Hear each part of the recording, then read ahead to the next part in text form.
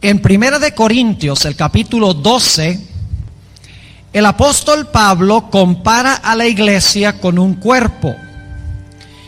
Y en ese mismo capítulo nos dice que la iglesia es un cuerpo, pero se compone de diferentes miembros. Y cada miembro del cuerpo, cada órgano del cuerpo, desempeña una función muy importante. Es decir, cada parte del cuerpo tiene que ver con uno de los dones que Cristo ha dado a la iglesia para que la iglesia pueda llevar adelante su misión.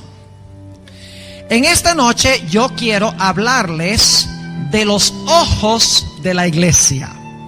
Vayan conmigo a 1 de Samuel, el capítulo 9, y vamos a leer el versículo 9.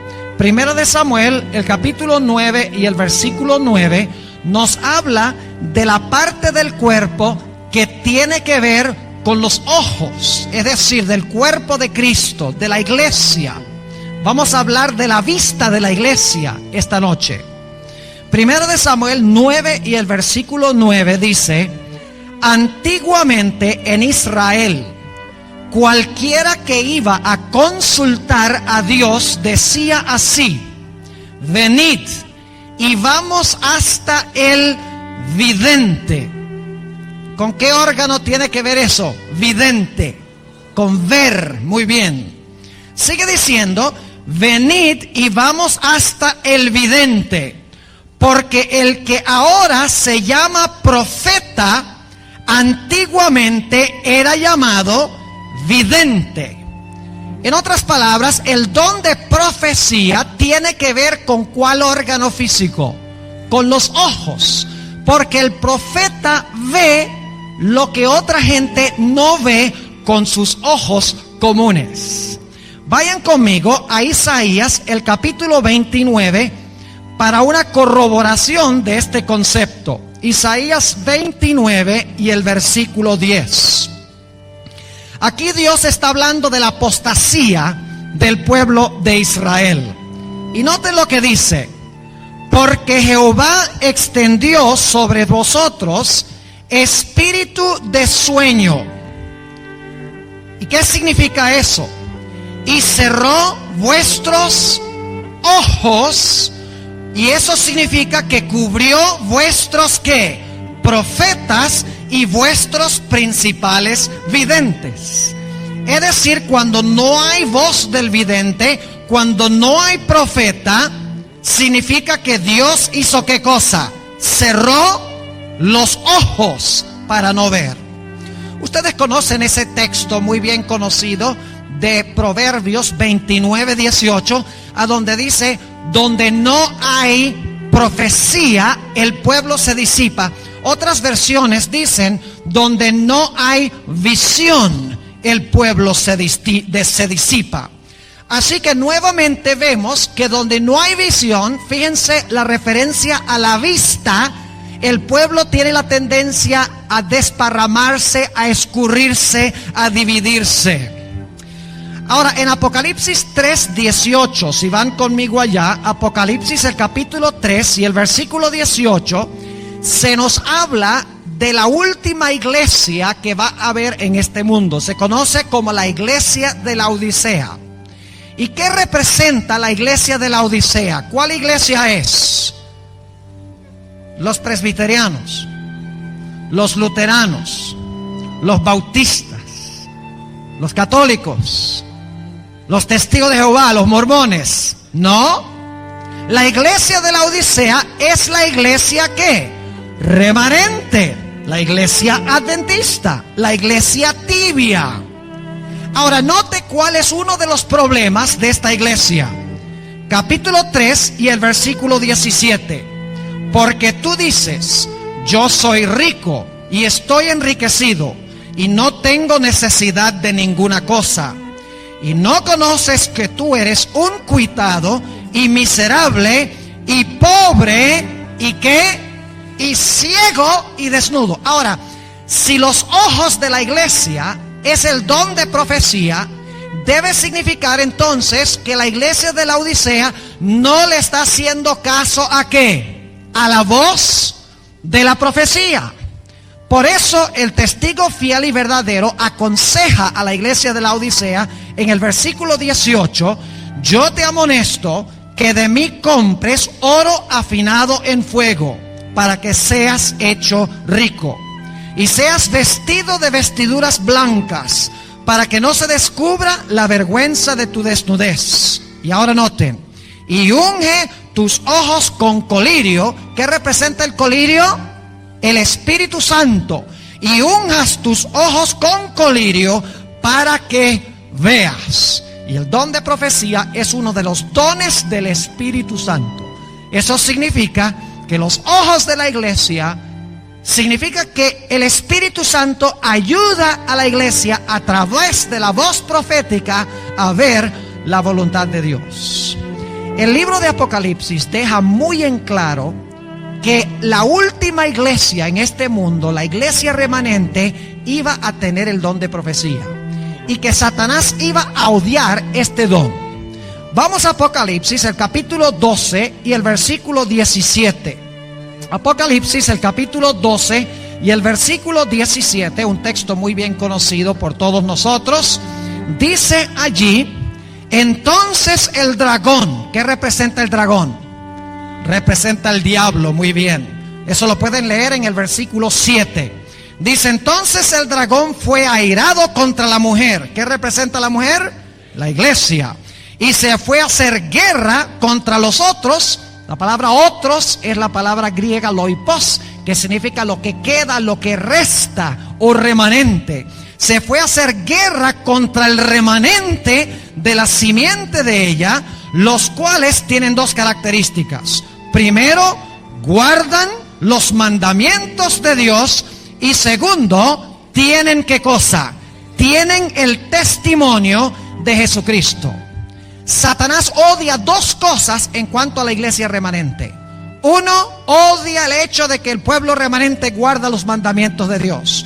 Y en segundo lugar, odia a la iglesia remanente porque tiene el testimonio de Jesucristo.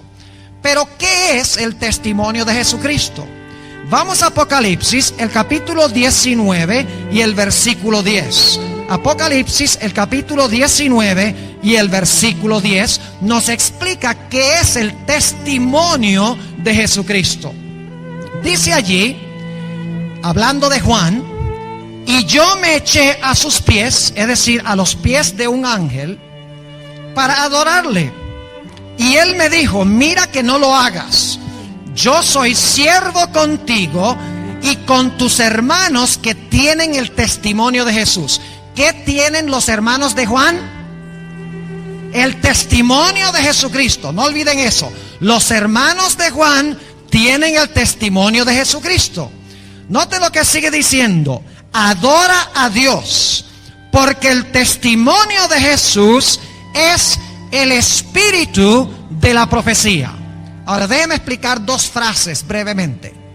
La razón por la cual se llama testimonio de Jesús es porque el profeta testifica en cuanto a Cristo. ¿Recuerdan lo que estudiamos esta mañana? Juan dio testimonio de la luz mayor que había de venir. Por eso es que el don de profecía se conoce como el testimonio de Jesucristo, porque el profeta da testimonio o testifica en cuanto a Jesús. Se llama espíritu de profecía porque el don de profecía es uno de los dones del Espíritu Santo. Si ustedes leen en 1 Corintios 12, dice que el Espíritu Santo da los dones. Por eso es el espíritu de la profecía, porque el Espíritu Santo es el que inspiró al profeta para que pudiera hablar. Entonces, en este versículo encontramos que el testimonio de Jesús es el espíritu de profecía, y esto es lo que tienen los hermanos de Juan. Ahora vamos a Apocalipsis 22 y los versículos 8 y 9. Apocalipsis 22 y los versículos 8 y 9. Una escena parecida a la que acabamos de leer en el capítulo 19 y el versículo 10. Versículo 8 dice: yo, Juan, soy el que ha oído y visto estas cosas. Y después que hube oído y visto, me postré para adorar delante de los pies del ángel que me mostraba estas cosas. Es la misma escena, ¿verdad que sí? Se aparece el ángel, Juan quiere adorar al ángel, y ahora noten lo que dice el ángel en el versículo 9. Y él me dijo, mira que no lo hagas, porque yo soy siervo contigo y con tus hermanos los profetas. Ahora, ¿qué tenían los hermanos de Juan en el 19:10? El testimonio de Jesucristo. Pero ¿quiénes son los hermanos de Juan? Según el capítulo 22, los profetas. Es decir, el testimonio de Jesús es ser un ¿qué? Un profeta. Esto significa que la iglesia remanente en los últimos días iba a tener en su medio, ¿qué cosa? Un profeta. El testimonio de Jesús. Esta mañana nosotros hablamos de ese profeta o de esa profetisa, Elena White. Algunos se dicen, bueno, pero ¿cómo es que una mujer puede ser un profeta?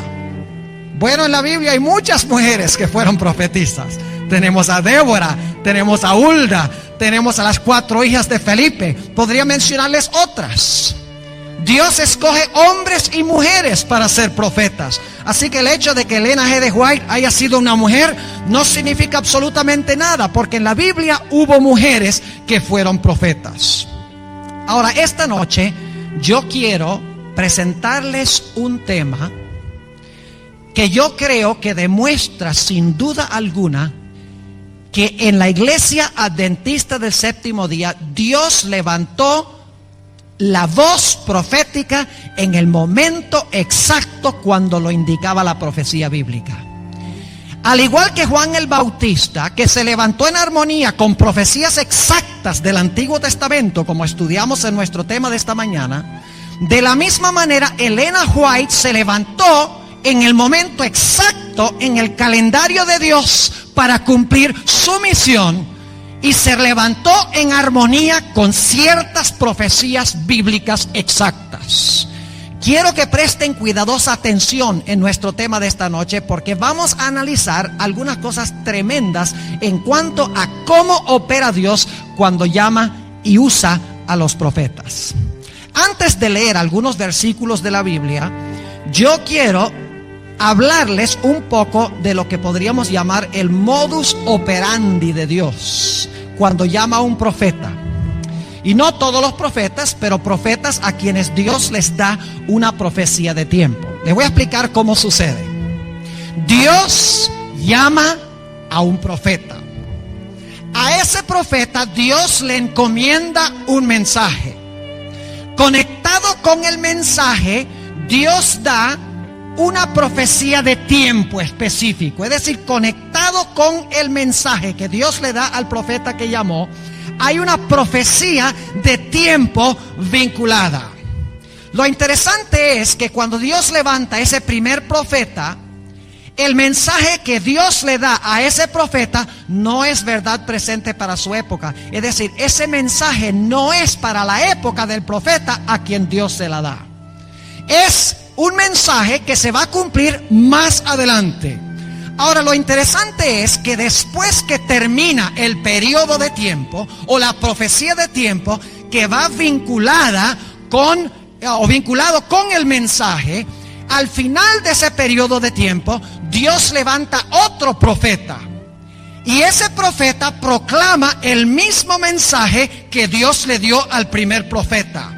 Y hace que ese mensaje que Dios le diera al primer profeta sea en esta época verdad presente, porque se ha cumplido lo que Dios le dijo al primer profeta.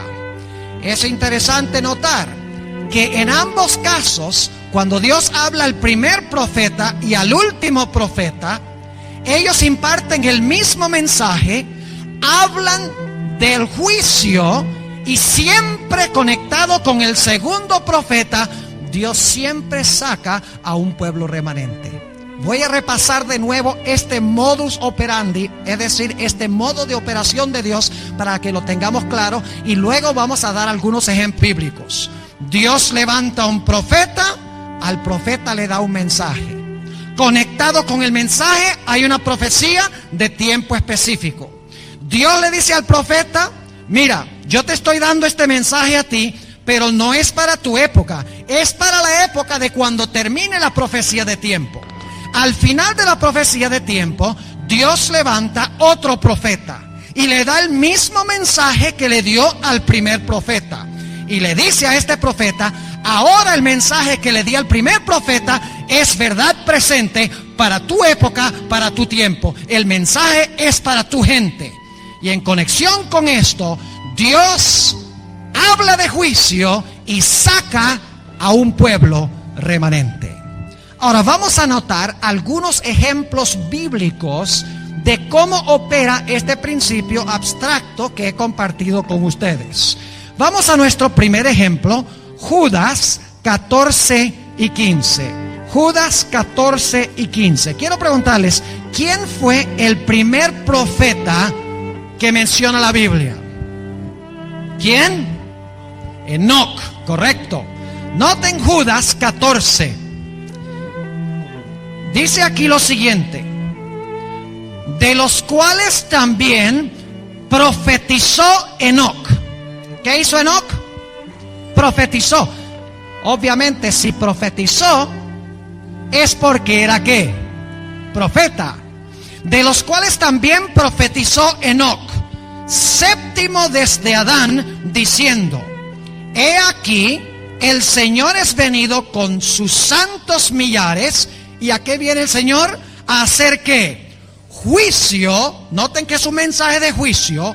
A hacer juicio contra todos y a convencer a todos los impíos de entre ellos, tocante a todas sus obras de impiedad que han hecho impíamente, y a todas las cosas duras que los pecadores impíos han hablado contra él. Es decir, Dios le encomienda a Enoc un mensaje de juicio a cierto grupo de personas que se definen como los impíos. Ahora mi pregunta es: ¿a quiénes estaba dirigiéndole Dios el mensaje a través de Enoc? La respuesta es doble. Enoc estaba hablando de dos grupos de impíos. El primer grupo de impíos eran aquellos que vivieron inmediatamente antes del diluvio, cuando todo designio del corazón de ellos era de continuo solamente el mal. Es decir, el primer grupo de impíos contra los cuales Dios va a venir en juicio es la civilización antediluviana, que causa que Dios destruya a todo el mundo, menos Noé y su familia que estaban en el arca. Ahora, la profecía que Dios da a Enoc tiene una segunda aplicación, y tiene que ver con la impiedad del mundo antes de la segunda venida de Jesús. Y ustedes se preguntarán: pastor, ¿cómo es que usted puede decir que el mensaje de Enoc tiene un doble significado o una doble aplicación? Que se aplica a la sociedad antediluviana impía contra la cual Dios viene en juicio, y se aplica también a la sociedad impía del mundo antes de la segunda venida. La razón es muy sencilla. Jesús mismo hizo la doble aplicación. En Mateo 24, 37 al 39, Jesús dijo: como en los días de Noé, así será también la venida del Hijo del Hombre. Es decir, Jesús le dio a esta historia del diluvio una segunda aplicación. Es decir, Enoc está diciendo que Dios va a venir en juicio contra el mundo antediluviano para destruirlo por causa de su impiedad, de su iniquidad. Ahora yo pregunto: ¿será que Dios le dio a Enoc con este mensaje de que Dios venía en juicio contra los impíos antediluvianos? ¿Será que Dios le dio a Enoc también un mensaje de tiempo conectado con el mensaje de juicio? La respuesta es que sí. Vayan conmigo a Génesis, el capítulo 5. En Génesis, el capítulo 5, y vamos a leer el versículo 22. Ya hemos visto cuál es el mensaje de Enoc. El mensaje de Enoc es: Dios va a venir en juicio para destruir al mundo antediluviano por su iniquidad. Ahora noten lo que dice Génesis 5:22. Y caminó Enoc con Dios después que engendró ¿a quién? A Matusalén 300 años, y engendró hijos e hijas. Ahora, es interesante que Enoc le pone a su hijo el nombre de Matusalén. ¿Saben ustedes que más de 70 veces en el libro de Génesis se recalca la importancia del significado de un nombre? Dios, por ejemplo, donde estuvo Jacob, le puso el nombre Betel, casa de Dios. El nombre Jacob significa suplantador. Dios lo cambia a Israel, príncipe de Dios. Abraham es cambiado a Abraham. Sara es cambiado a Sarai, es cambiado a Sara. Y se le recalca la importancia de los nombres, del significado de los nombres. Ahora nos preguntamos, ¿qué significa el nombre Matusalén? Me puse a buscar en un léxico hebreo y descubrí que la palabra Matusalén, el nombre Matusalén, se compone de dos palabras hebreas. La palabra Mut, que significa muerte, y la palabra Shalach, que significa enviado. Es decir, juntando estas dos palabras, el nombre Matusalén significa cuando muera será enviado. Imagínense qué nombre tan raro para darle a un hijo. Cuando muera será enviado. ¿Por qué razón fue que Enoc le dio a su hijo Matusalén ese nombre? Cuando muera será enviado. Les voy a explicar por qué razón y se los voy a comprobar bíblicamente. Según la tradición judía, que no es Biblia, es tradición, pero es interesante dato de todas maneras, Matusalén murió 10 días antes del diluvio. Pero saben ustedes que no necesitamos la tradición judía, porque la Biblia nos indica que Matusalén murió antesito de que empezara el diluvio, el año del diluvio. Es decir, la razón por la cual se le dio el nombre, cuando muera será enviado, es porque se estaba anunciando que cuando muriera Matusalén iba a venir ¿qué cosa? El juicio del cual había hablado Enoc. Ahora vamos a comprobar bíblicamente que Matusalén murió el año del diluvio. Vayan conmigo a Génesis, el capítulo 5, y vamos a leer el versículo 25. Génesis 5 y el versículo 25. Dice: y vivió Matusalén, fíjense, desde que nació Matusalén, y vivió Matusalén 187 años y engendró a Lamec. Ahora fíjense que Matusalén vivió ¿cuántos años desde que nació hasta que tuvo a Lamec? 187. Ahora vamos al versículo 28. Dice: y vivió Lamec desde que nació 182 años y engendró un hijo. Así que hay que sumar 187 más ¿qué? Más 182.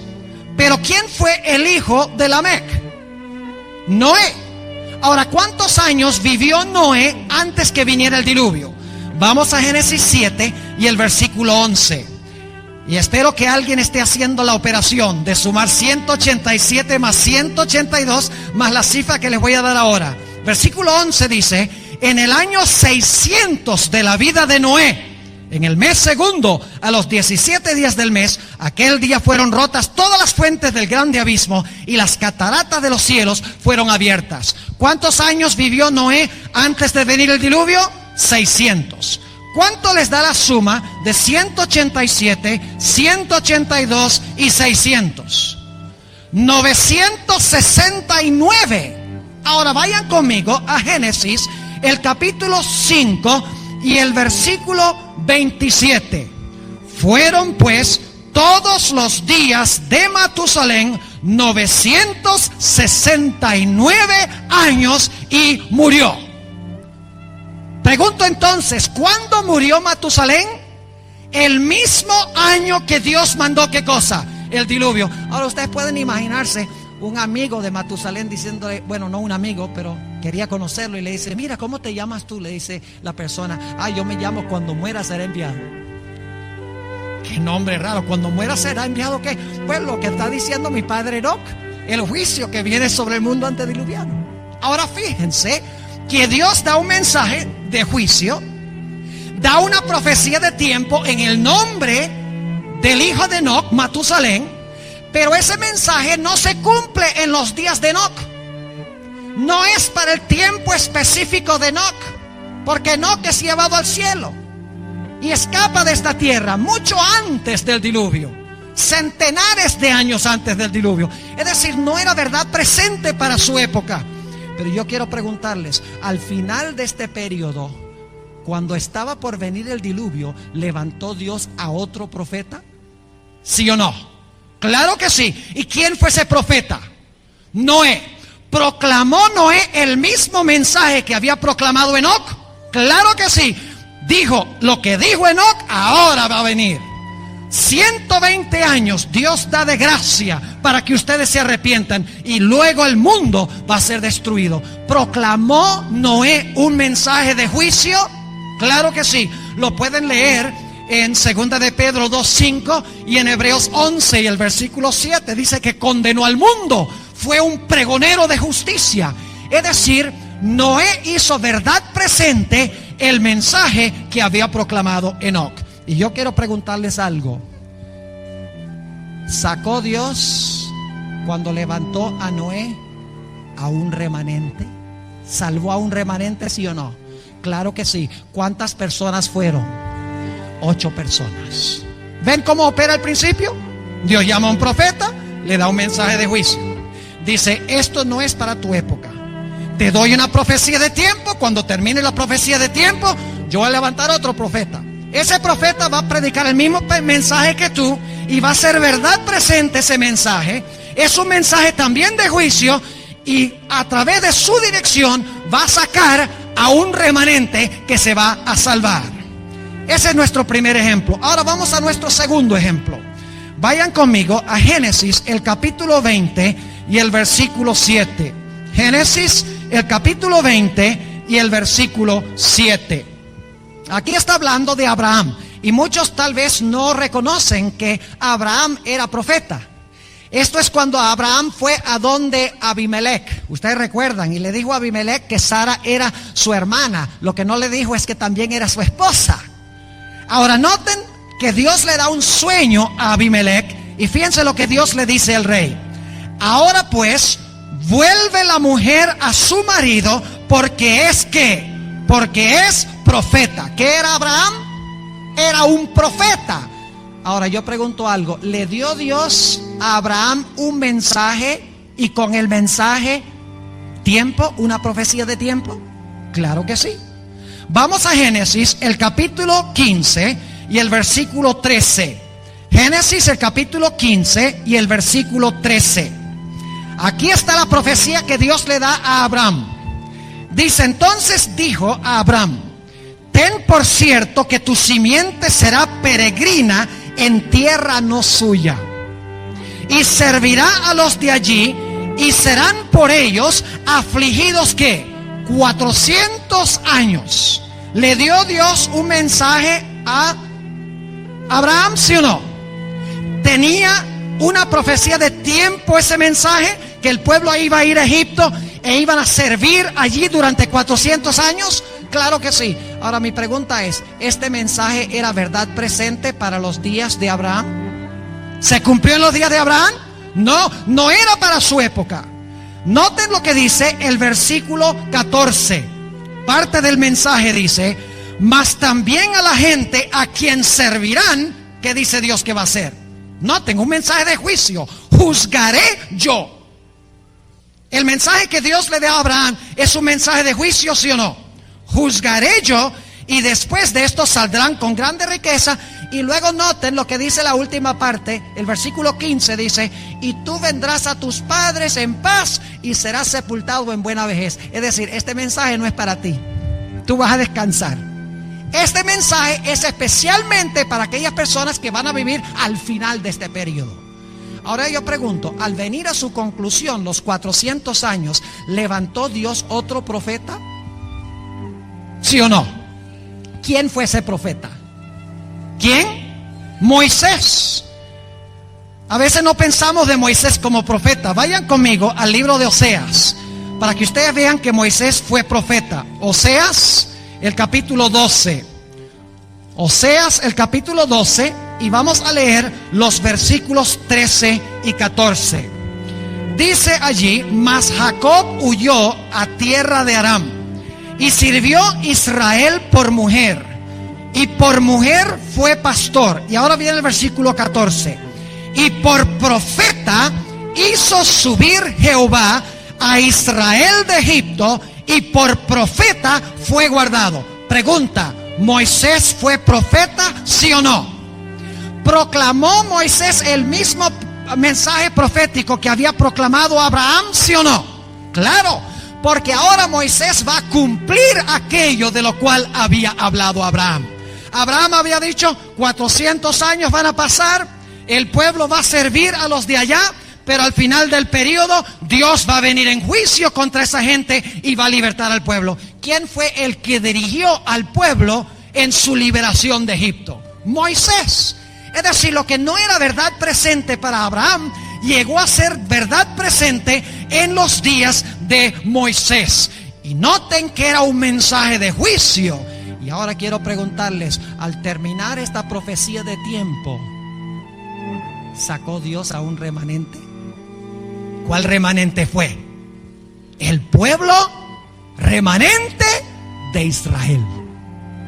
Fíjense nuevamente el mismo principio. Dios levanta a un profeta, le da un mensaje.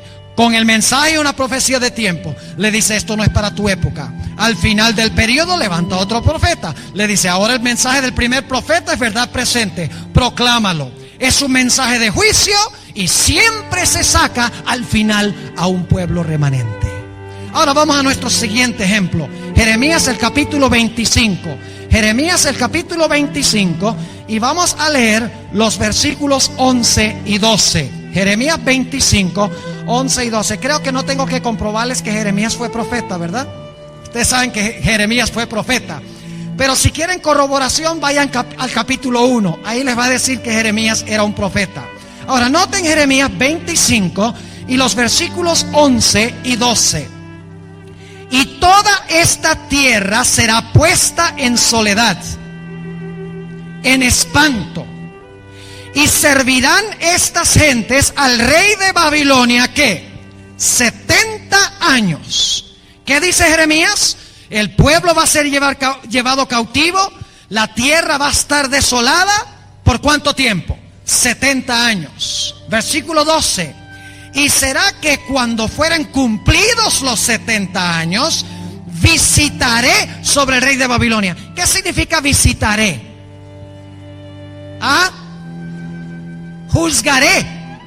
Por ejemplo, en el mandamiento donde dice: visitaré la maldad de los padres sobre los hijos hasta la tercera y cuarta generación, significa que Dios va a hacer ¿qué cosa? Va a juzgar. Es decir, cuando concluye este tiempo, dice: visitaré sobre el rey de Babilonia y sobre aquella gente su maldad, ha dicho Jehová, y sobre la tierra de los caldeos, y pondréla en desiertos para siempre. Pregunta: ¿este mensaje fue verdad presente en los días de Jeremías? No. Jeremías murió mucho tiempo antes que se cumpliera esta profecía. Jeremías dice: el pueblo de Israel va a servir a Babilonia 70 años. La tierra va a quedar desolada, pero al final Dios va a venir para libertar a su pueblo. Ahora yo quiero preguntarles: al final de este periodo, ¿levantó Dios otro profeta para hacer el mensaje de Jeremías verdad presente, sí o no? Vamos al libro de Daniel. Daniel el capítulo 9. Daniel el capítulo 9.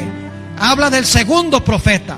Dice allí en Daniel 9 y los versículos 1 y 2 lo siguiente: en el año primero de Darío, hijo de Asuero, de la nación de los Medos, el cual fue puesto por rey sobre el reino de los caldeos, en el año primero de su reinado, yo, Daniel, miré atentamente en los libros el número de los años del cual habló al profeta Jeremías, que había de concluir la asolación de Jerusalén en 70 años. ¿Qué está estudiando Daniel? ¿La profecía de quién?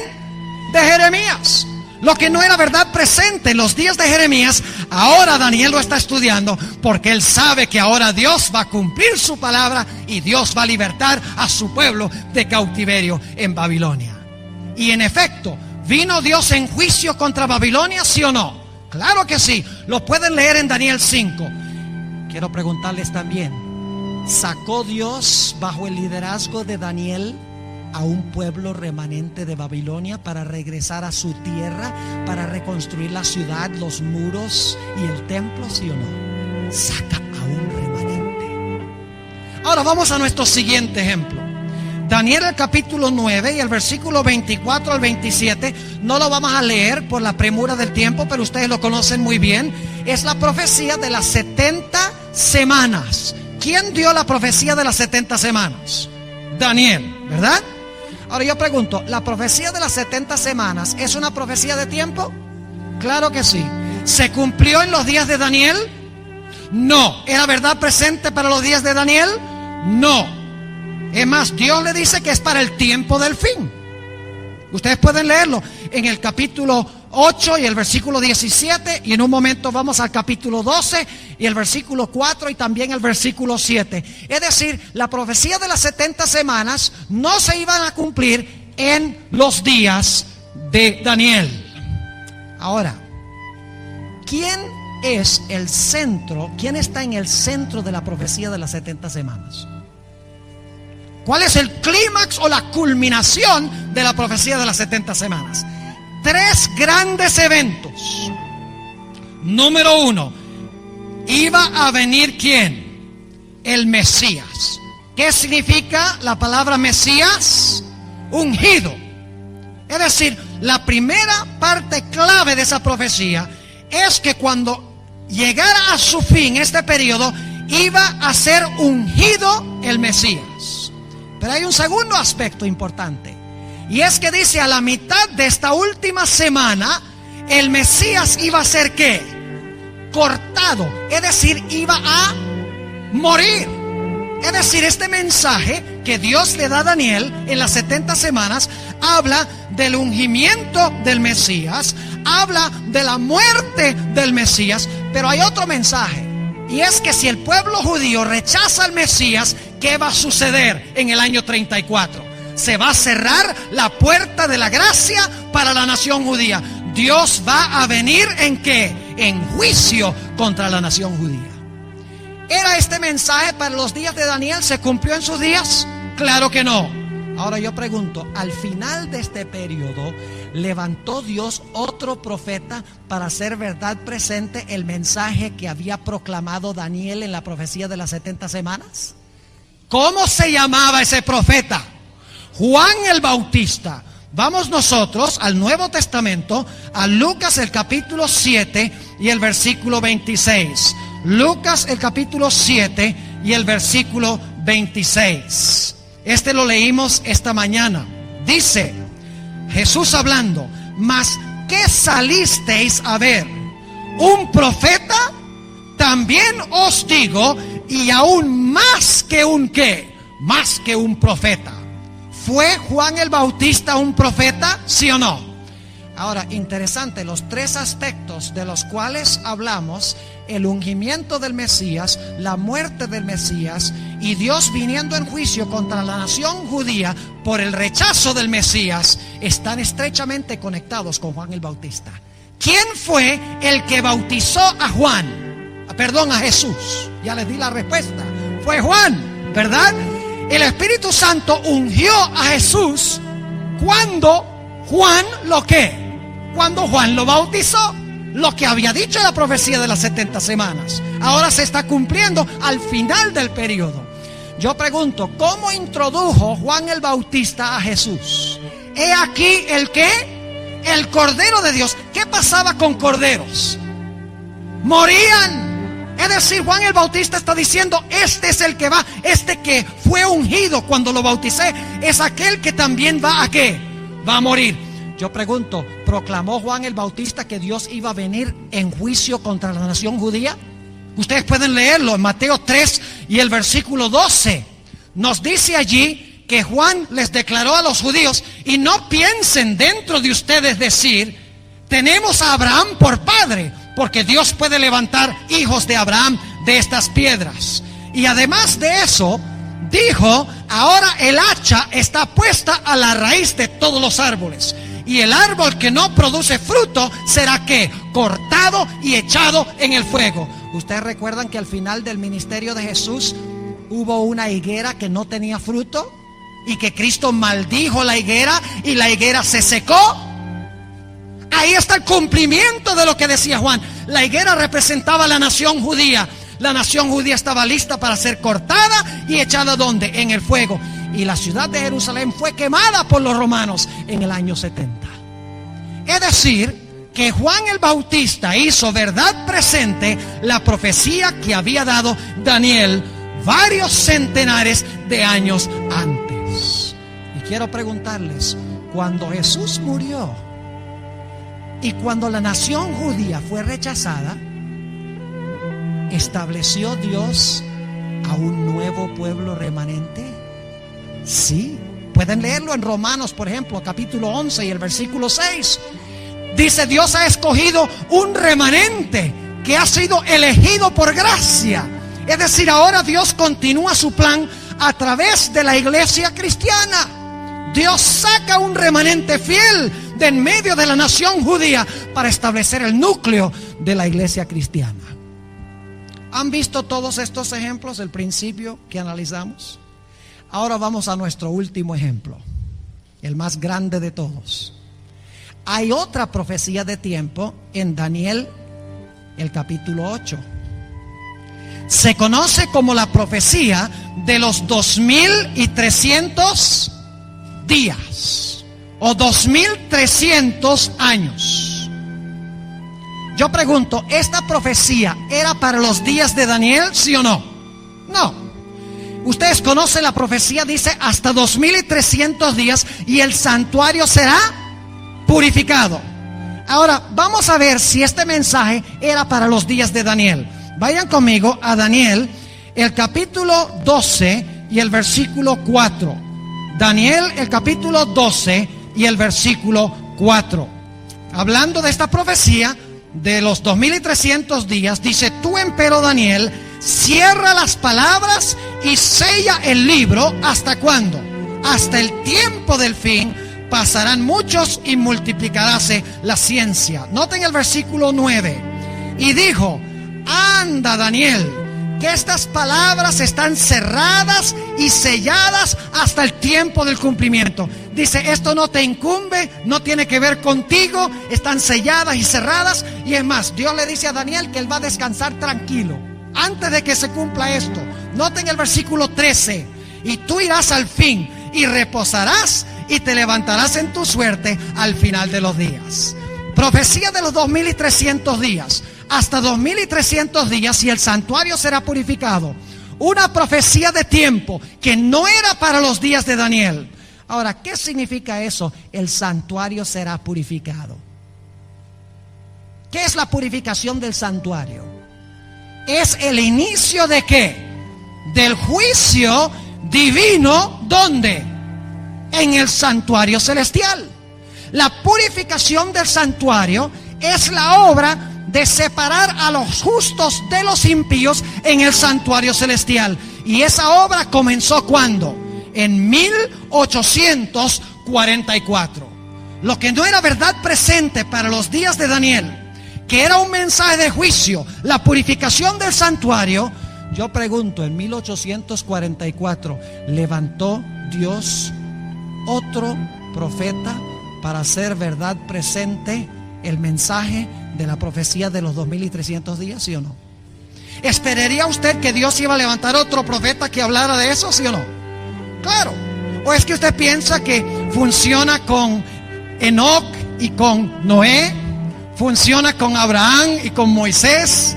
¿Funciona con Jeremías y con Daniel? ¿Funciona con Daniel y con Juan el Bautista? Pero no funciona con respecto a la profecía de tiempo de los 2300 días. Ahora escuchen lo tremendo de esto. En 1844 Dios levantó en la iglesia adventista del séptimo día una profetisa. ¿Y saben sobre qué habló esa profetisa? ¿Cuál fue su primer punto que quería recalcar? La gente acababa de pasar por un gran ¿qué? Por un gran chasco. Habían predicado ¿cuál versículo? hasta 2300 días y el santuario será purificado. Ellos pensaban que la purificación del santuario era que Cristo iba a venir a la tierra para establecer su reino eterno. Pero cuando Cristo no vino, fueron chasqueados. ¿Saben por qué levantó Dios a Ellen G. de White? Para explicar la profecía de los 2300 días y decir, no, es que Cristo no iba a venir a la tierra, sino que iba a empezar la obra de juicio en el santuario celestial. Lo primero de lo cual habló Ellen G. de White. Ahora mi pregunta es esta: habiendo tantas cosas de qué hablar en la Biblia, habiendo tantos libros y tantos capítulos y tantos versículos, ¿por qué Ellen G. de White lo primero cuando Dios la llama al terminar los 2300 días, su pasión?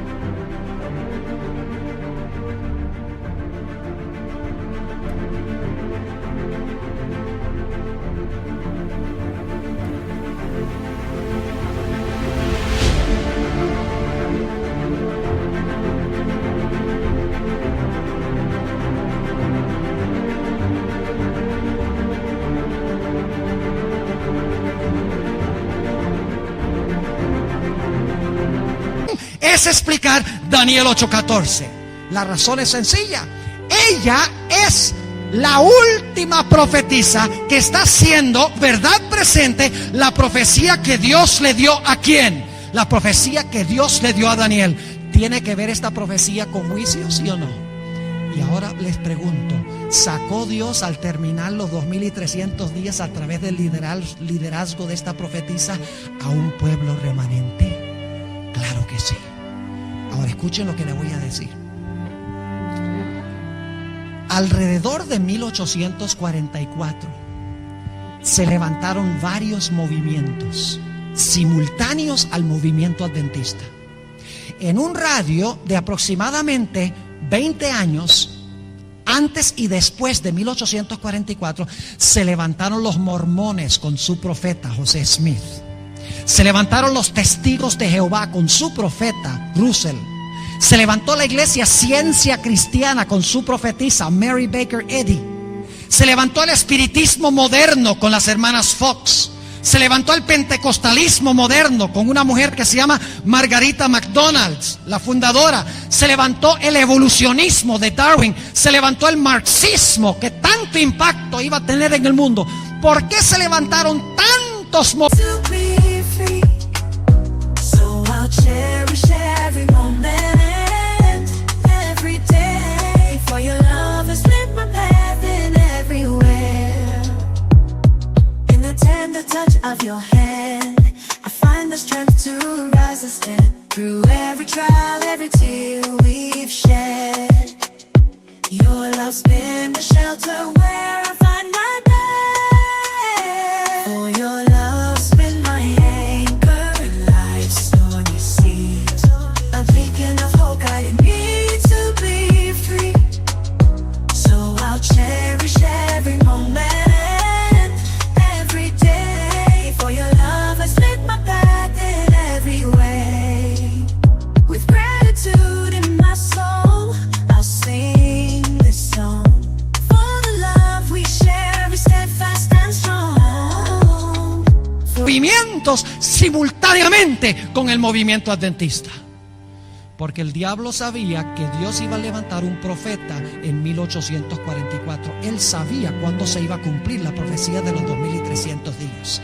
Y para que la gente no pudiera verlo, levantó toda clase de movimientos con sus profetas para confundir, para que la gente no se pudiera dar cuenta quién tenía el verdadero don profético. Pero ¿saben qué me demuestra a mí que la sierva del Señor tenía el verdadero don? Todos esos otros profetas hablaron de muchas cosas, pero no hablaron del tema que presentó el primer profeta. Por ejemplo, Russell habla de que Cristo es el primer ángel creado por Dios. Eso no tiene nada que ver con Daniel 8:14. José Smith dice que los hombres pueden tener varias esposas. Eso no tiene nada que ver